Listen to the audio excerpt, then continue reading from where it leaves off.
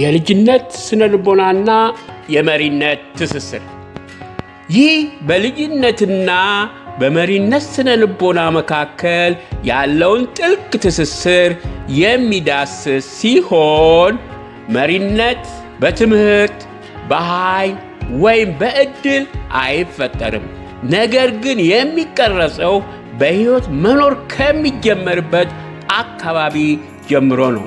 በቀጥታም ሆነ በተዘዋዋሪ ያደጉበት አካባቢና የቤተሰብ አስተዳደግ በሕፃናት የወደፊት ማንነታቸው ላይ ከፍተኛ ተጽዕኖ ያደርጋል። የአንድ አገር የወደፊት ዕጣ ፈንታ የሚወሰነው በፓርላማ ውስጥ ወይም በምርጫ ሳይሆን በመጀመሪያ መሪዎች በሚፈጠሩባቸው ቤቶች ውስጥ ነው። የመሪነት ባህሪ በቤት ወላጆች በሕፃናት ውስጥ ከሚዘሩት ዘር ይበቅላል። ዛሬ የምታዩት እያንዳንዱ መሪ ኃያልም ይሁን ሙሰኛ፣ ባለራዕይም ይሁን ራስ ወዳድ በአንድ ወቅት ሕፃን ነበረ። በአካባቢው የተቀረጸ ሕፃን በትግል ወይም በምቾት፣ በፍርሃት ወይም በዕድል የታነጸ ነው። በበለጸገ እና በደከመ አእምሮ መካከል ያለው ልዩነት በገንዘብ አይጀምርም።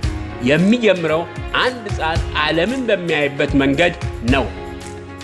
ልጅነት እንዲሁ በከንቱ የሚያልፍ ጊዜ አይደለም። እሱ አእምሮ የሚወቀርበት ነው። በእጥረት ውስጥ ያደገ ሕፃን መትረፍን ወይም መኖርን ይማራል። ያለህን ጠብቅ፣ ማንንም አትመን፣ ስትችል ውሰድ፣ ተግባሩ ሁሉ በእነዚህ ዙሪያ ይሆናል። በመረጋጋት ውስጥ ያደገ ሕፃን ግን መስፋፋትን ይማራል። እሴት ፍጠር፣ ተባበር፣ ለረጅም ጊዜ አስብ እያለ ሁሌ ለራሱ ይነግራል። ከእነዚህ ውስጥ የትኛውም የአስተሳሰብ ዘይቤ ሕፃኑ በምርጫ አያመጣውም፣ በየቀኑ ቀስ በቀስ የገነባው እንጂ። ችግር የወደፊት መሪን ሲቀርጸው ስልጣን የደህንነት መጠበቂያ መሳሪያ ይሆናል። ሀብት ያከማቻል፣ ተቃውሞን ያፍናል ወይም ቁጥጥር ያበዛል። እንዲሁም ሕዝብ እንዳያመልጠው ይፈራል። ምክንያቱም በውስጡ ጥልቅ የሆነ ቦታ ያለው የለኝም ብሎ የሚያስበው አሁንም ያ ሕፃን ነው። ባላደጉ ሀገራት ያሉ አንዳንድ መሪዎች ስርዓት የማይገነቡት ለዚህ ነው። እነሱ የሚገነቡት ቁጥጥርን ነው፣ ክፉ ስለሆኑ ሳይሆን ለመኖር በሚደረግ ትግል ስለተገሩ ነው። ነገር ግን አንድ ሕፃን በመረጋጋት ውስጥ ሲያድግ የተለየ ነገር ይማራል።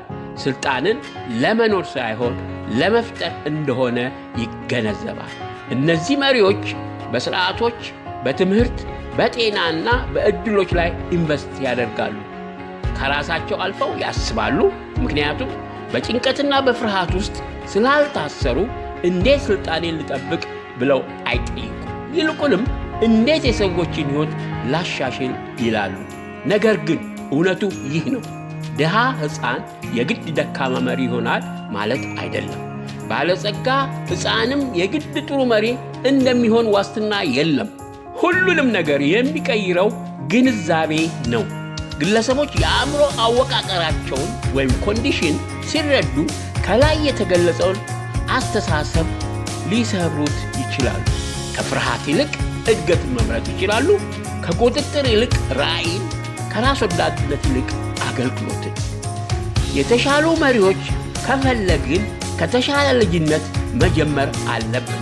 በሀብት ብቻ ሳይሆን በትምህርት፣ በመረጋጋት እና በአስተሳሰብ። ምክንያቱም የሰው ልጅ የወደፊት ዕጣ ፈንታ በስልጣን ውስጥ የሚገነባ አይደለም፣ የሚገነባው በአንድ ሕፃን አእምሮ ውስጥ ነው።